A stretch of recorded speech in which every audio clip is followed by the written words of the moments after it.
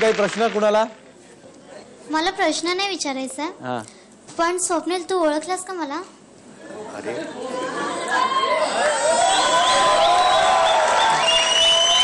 मी तुझा ऑटोग्राफ नव्हता का घेतला? तू तुझा नंबर सुद्धा दिला होतास मला. वा वा, सांग जरा नंबर माझा. सगळ्या गोष्टी सांगायच्या नसतात. इतरांना कळेल ना आजूबाजूच्या. मग तू भेटायचं ठरवूनही आला नाहीस. मी तुझी किती वाट बघितली, पण आता तू फोनही उचलत नाहीस. मग काय करायचं मी? फोन उचल, नाहीतर भेटायला ये. येतो हा ताई, येतो. अरे वा, अरे वा, येतो हा ताई. ताई म्हणजे कुठे येणार आहेस? येतो ना, भाऊबीजेला येतो. हा, पुढे अजून. पहिलं अमिताभ बच्चन. होय. स्वप्नील सर, हा, तुम्ही जे अल्बम जे दिलेलं मागं एकदम पूर्ण महाराष्ट्रानं पूर्ण बघितलं आणि सर्व लोकांना त्याला पसंत केलं. असं बोलताय? दुसरा अल्बम तुमचं केव्हा येणार आहे? माझा दुसरा मग तिसरा पण येऊन गेला हो साहेब. नाही, आता याच्यानंतर केव्हा येणार असं? आता यानंतर अशोकजींचं ची छान छान गाणी तयार आहेत. अवधूत गुप्तेंची काही छान गाणी तयार आहेत. ती फक्त मला गायची आहेत आणि मला वाटतं जानेवारीपर्यंत तो अल्बम रेडी होईल. भगवान तुम्हारे चरणों में मुझे थोड़ी जगह रखना, मैं इस धरती पे रहूं या न रहूं, स्वप्नील सर को सलामत रखना. अरे क्या बात है.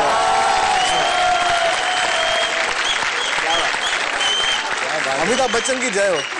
मग गाणं म्हणून दाखव ना एक नवीन येणाऱ्या बघा, तुझं गाणं फोडतो आता मी.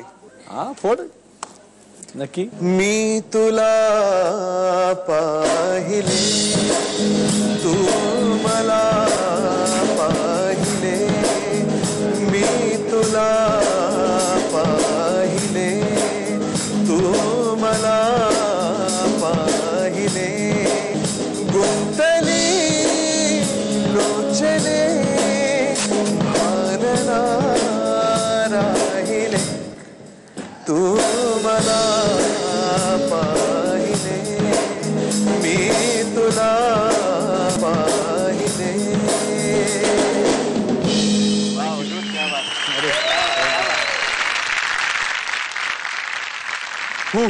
मजा आली. काय तू सगळी गाणी फोडून टाकतो? एवढ्यात कोणी चोरलं तर मग तुला खूप होणार. गायलास आणि जर का लाईव्हला इतकं छान गायलास तर मला वाटतं रेकॉर्डिंगला अजून छान गाशील आणि मजा येईल काम करायला. Thank you sir.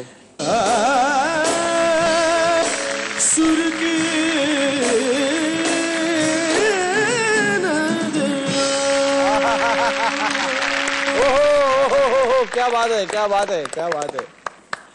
घ्या अशोकजी, तुमच्या कामाला पुन्हा पुन्हा आम्ही सॅल्यूट करतोय वेगवेगळ्या प्रकारे.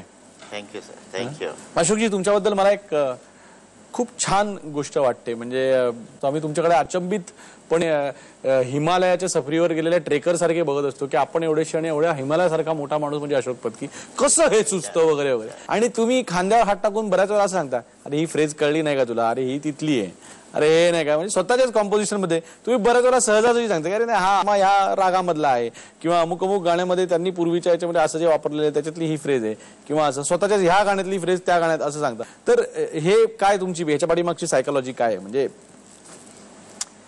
काय असतं की मुद्दामन कॉपी करणं नसतं, ते कंपोज करता करता एखादी फ्रेज येऊन जाते आणि मग ते काही वेळाने आपल्याला स्वतःलाच आठवतं, अरे मदन मोहनचं एका गाण्यामध्ये असंच होतं. हा, एक 4 नोट येऊन गेले आहेत, पण ते चांगल्यासाठी असतं ना. आपले आई वडील पण आपल्याला शिकवतात त्या गोष्टी लोकांकडनं घे म्हणून. बरोबर. मग ह्याचं कॉपी करणं नसतं. कारण कॉपी करणं कधी असतं की रेकॉर्ड आणून लावली आणि आता त्याला हा एक शब्द आहे आपल्या इंडस्ट्रीमध्ये, हे गाणे को तोडते. कळलं की नाही? म्हणजे जे एक चांगलं गाणं असतं त्याची वाट लावा. तर तसं नसतं. एखाद्या रागात आपण जातो आणि रागामध्ये सहज होऊन जातं, तर ते झालं तर काय वाईट नाही, त्याला ब्युटी येते गाण्याला. तू कॉपी करायला बसला तर होऊ शकतं, ते तुला त्रास होणार, तो खूपच राहणार सारखं. करेक्ट. तू नवीन विचार केला ना कोणत्याही गोष्टा, जसं भातुकलीच्या खेळामध्ये मी नवीनपणे विचार केला की देवानी असं केलं, मग त्याला आता कसं तोडूया आपण, कसं, असं नाही केलं. मला काय वाटतं बाबा, तिची व्यथा काय आहे. करेक्ट. तर तो असा विचार केला ना आपण नवीन, तर ते चांगलं काम. असो अशोकजी, जाता जाता एक 2 प्रश्न फार महत्वाचे, की तुम्ही इतक्या लोकांबरोबर काम केलंय आतापर्यंत तुम्ही ज्या लोकांबरोबर काम केलंय त्याच्यापैकी सर्वात आवडता गीतकार, सर्वात आवडता गायक आणि सर्वात आवडता दिग्दर्शक? संजय सुरकर बरोबर काम करायला आवडतं मला. अरे वा. कारण तो त्रास देत नाही. नाही, हे मुख्य असतं तुला सांगणं. कारण काय असं प्रोड्युसर किंवा डिरेक्टर असतात ते पैसे देण्यापुरते असावे असं मला वाटतं. किंवा तुला काय पाहिजे ते एकदा सांगून बाजूला व्हा. बरोबर.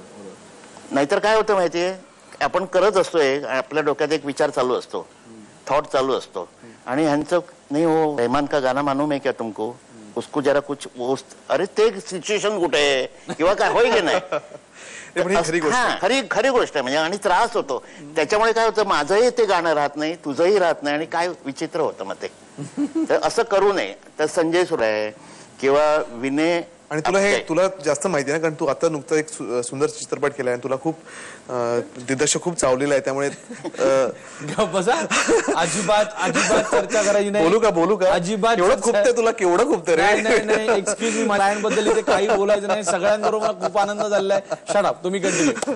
तर विनय आपटे एक आहे, नाटक करताना तो मला सांगतो की मला संगीतातलं कळत नाही, तुला जे वाटेल ते कर. अरे वा. असा फ्रीडम दिला पाहिजे मला असं वाटतं. तर तेच काम चांगलं होतं. तर संजय सुरकर एक मला आवडतो दिग्दर्शक म्हणून. नंतर सुरेशजी तर ग्रेटच म्हणजे गायक म्हणून. तसंच देवकी, फिल्म विचारलं तर देवकी पंडित माझी आवडती, म्हणजे सोनं करते ते गाणं तिच्याकडे ठेवावं. हा. आणि मध्ये काय आता सध्या म्हणशील तर प्रवीण दवणे साहेब मस्त लिहितात. हो ना.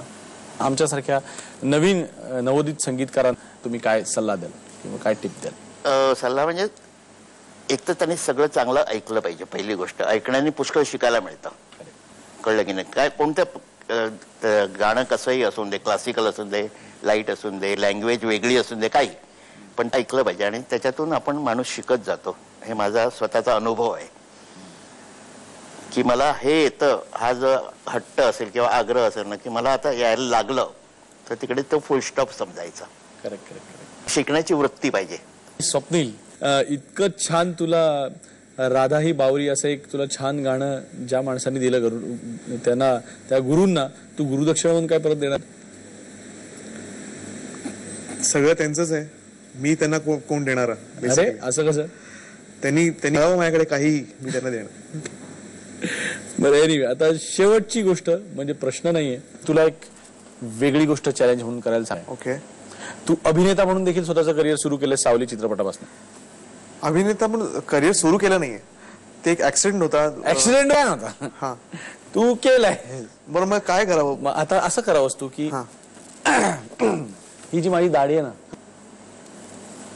ही विसरावीस. हा. माझा जो टाय आहे किंवा हे सगळं विसरावंस आणि समजावंस की मी राधा आहे. ओके. आणि तू कृष्ण आहेस. तू मला प्रपोज करायचं आता. ज्याप्रमाणे तुझ्या फेसबुक मधला आकडा वाढतो त्याचं सगळ्याचं प्रात्यक्षिक इथे द्यायचंस. अरे काय रे? रे नाही ग. पण ह्या अभिनय कुठे आला? कशात स्वप्नील? ह्यात म्हणजे कशात? शिवा, मला तर बोर करतोस तू.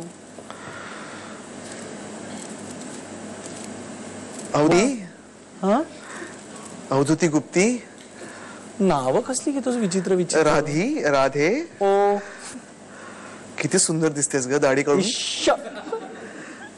आणि तो कोट घालून, टाय घालून. अव्वा, खोडतेस तू मला. तुला काय वाटलं एवढ्याने पोरी पटतात? कष्ट घे मेल्या कष्ट. Okay, continue. काय करतेस? मी चहा पितीये, पुढे बोल. मी पण चहा पितोय. काय सांगतेस? मला दिसतंय. मग पुढे काय? पुढे काय मला काय माहित. पुढे नाही मला. येशील माझ्याबरोबर? कुठे?